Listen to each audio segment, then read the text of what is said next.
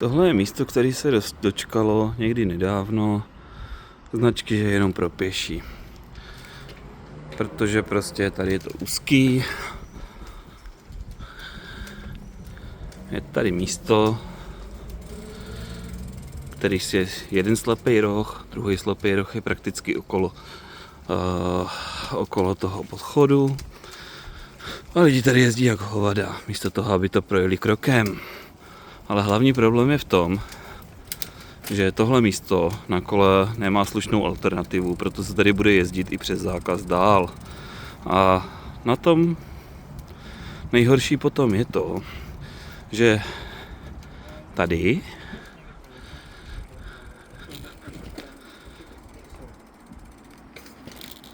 jsou stále městské pozemky,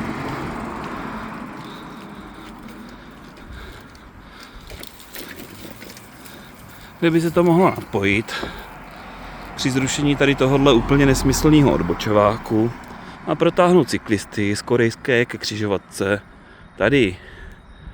Nevím, nešlo by to udělat hned, prostě zrušit odbočovák a udělat tady stezku pro chodce a cyklisty?